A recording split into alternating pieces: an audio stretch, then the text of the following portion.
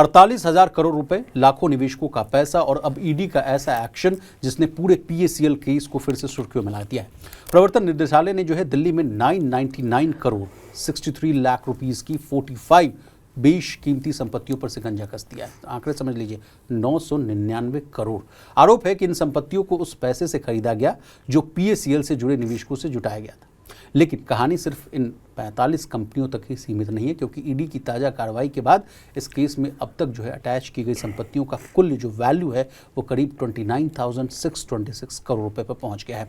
सवाल ये है कि आखिर निवेशकों के 48,000 करोड़ रुपए गए कहाँ, इस पैसे से कितनी संपत्तियां बनाई गई और ईडी अब किस किस तक जो है पहुंच रही है। आइए समझते हैं पीएसीएल केस की हुई इस बड़ी कार्रवाई की पूरी कहानी प्रवीण सर की जुबानी। सर, ये मामला तो लगातार हम लोग कई दिनों से जो है इसको रिकॉर्ड कर रहे थे, समझने की कोशिश कर रहे थे। कहा जा रहा है 48,000 करोड़ का जो है मामला है, उसमें से 29,000 करोड़ या मान लीजिए 30,000 करोड़ के आसपास कहा गया है मामला, मतलब अटैच कर ली है संपत्ति। लेकिन व्हाट अबाउट 18,000 करोड़? नहीं, बिल्कुल देखिए, ये मामला बड़ा दिलचस्प इसलिए भी है और अभी इसकी वजह ये है कि ईडी ने 1000 करोड़ की संपत्तियां अटैच की हैं, इंटरिम तौर पर अटैच हुई हैं ये संपत्तियां। और जैसा आपने बताया कि ईडी ने लगभग 29,500 करोड़ रुपए के ओवरऑल असेट्स को अटैच किया है जी। लेकिन जो आंकड़ा है विशाल, वो कई आंकड़े जो बताते हैं उस हिसाब से वो 49,000 करोड़ से भी ज़्यादा, 49,100 करोड़ का मामला है।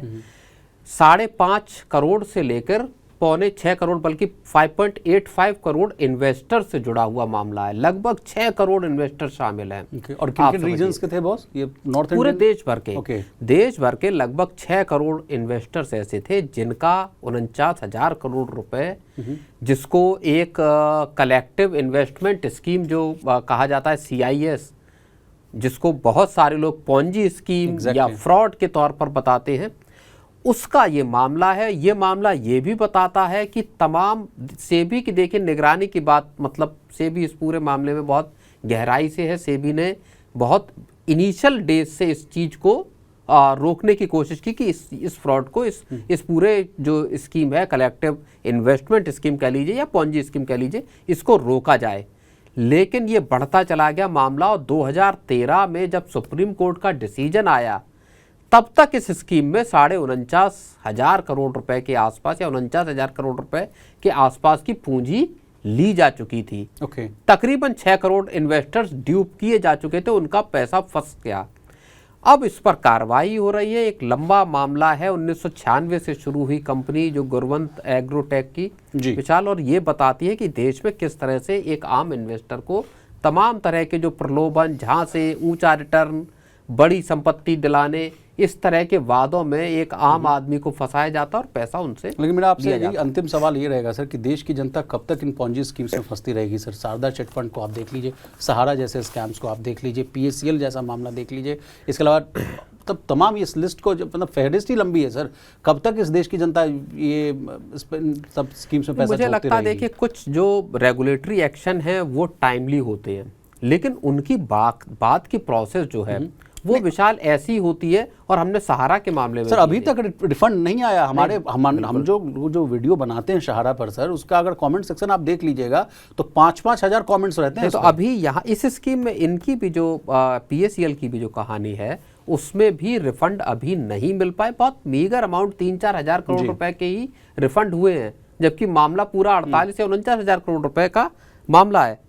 अब आप समझिए कि 30 मई 1996 को जो गुरवंत एग्रोटेक कंपनी, जिसकी शुरुआत हुई थी 1996 की शुरुआत में, उसने 27 स्कीमें लॉन्च की और इसके ठीक 1 साल बाद सेबी ने वार्निंग दे दी कि ये आपकी एक अनरजिस्टर्ड जो आपकी इन्वेस्टमेंट स्कीम है, कलेक्टिव इन्वेस्टमेंट स्कीम है जी। वो मामला चलता रहा। सेबी ने 98 में फिर नई स्कीमें लॉन्च करने, नया पैसा लेने, सबसे रोक लगा दी। इसके बावजूद इसको चुनौती दी गई और चुनौती देकर 2003 में राजस्थान के हाई कोर्ट ने सेबी के सारे जो नोटिस थे स्कीमें बंद करने, नया पैसा लेने से रोकने का, उस सबको पलट दिया जी।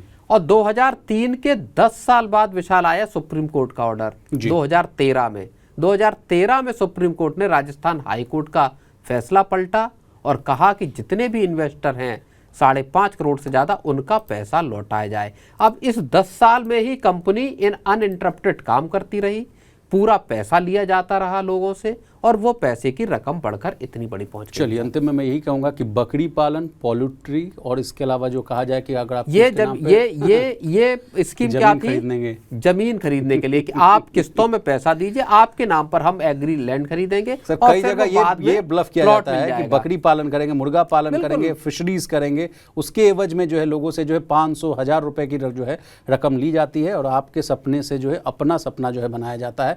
कई जगह तो कई बार के हम लोगों ने MD CEO की कहानी की है कि खुद आपसे पैसा कलेक्ट कर लिया और बड़े बड़े महंगे 100 करोड़ 200 करोड़ के फ्लैट्स में से 650 पौने 700 करोड़ रुपए की रकम में तो ऑस्ट्रेलिया में जमीन खरीदी गई। बताइए। अब ED और CBI दोनों एक एक ऐसी जमीनों को ढूंढ रहे हैं कि साहब इन्होंने पैसा कहाँ लगाया। बहुत सारा पैसा हवाला के जरिए इस्तेमाल किया गया, इस तरह के आरोप हैं। राउंड ट्रिपिंग की गई पैसे की। जो जमीनें खरीदी गई उनमें से तमाम के टाइटल स्वीट क्लियर नहीं है। कई जमीनों पर विवाद है। जिन लोगों ने बेच दी उन्होंने मना कर दिया, हमने नहीं बेची, इन्होंने साहब धमका के ली। और जाहिर तौर पर जब कंपनी संकट में है तो जिसने जेन्युइनली भी बेची होगी वो भी अगेंस्ट में खड़ा हो गया जी। तो अल्टीमेटली इन्वेस्टर फंसते हैं, कंपनी का कुछ नहीं हुआ। अब मतलब बेसिकली ग्रीड के मामले में लोग फंसते हैं। तो ग्रीड से बचिए और अपना पैसा बचाइए।